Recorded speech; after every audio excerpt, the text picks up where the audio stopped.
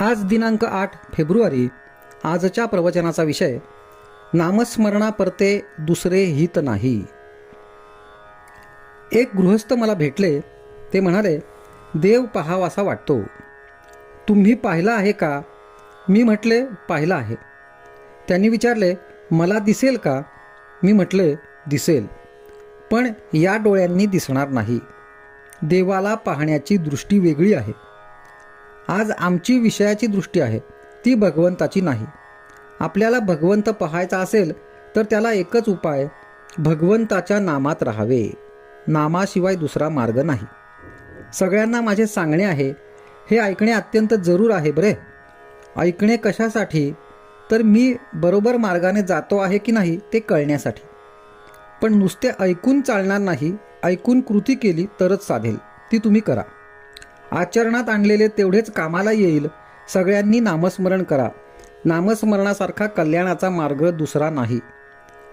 जे सहज आपल्याजवळ आहे, अत्यंत उपाधिरहित आहे, जे कुणावर अवलंबून नाही, असे जर काही असेल तर ते भगवंताचे नाम आहे.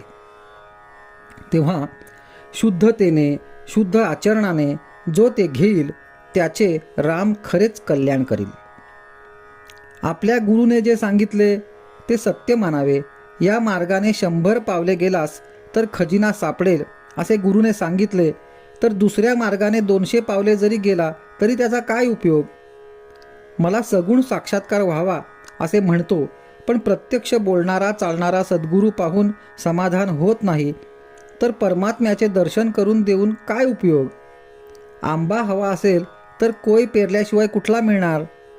सद्गुरूने जे सांगितले त्यापरते माझे काही हित आहे हे मनातच येऊ नये. आपण खरोखरी सर्वस्वी त्याचे व्हावे. नामस्मरणापरते दुसरे हित नाही. माझ्या नामाने घरात आजारी पडलेला मनुष्य बरा व्हावा म्हणणे म्हणजे त्या नामाचा विषयाकडे उपयोग नाही का केला? बरे, झाल्यावर ज्याप्रमाणे आम्ही बाटलीतले औषध टाकून देतो त्याप्रमाणे गरज संपली की आम्ही देवाला विसरतो. अमुक एक घडावे असे जिथे वाटते तिथे साधनात कमतरता आली. एक सद्गुरू वचनावर विश्वास ठेवला म्हणजे सुखदुःखाच्या गोष्टींचा मनावर परिणाम होत नाही.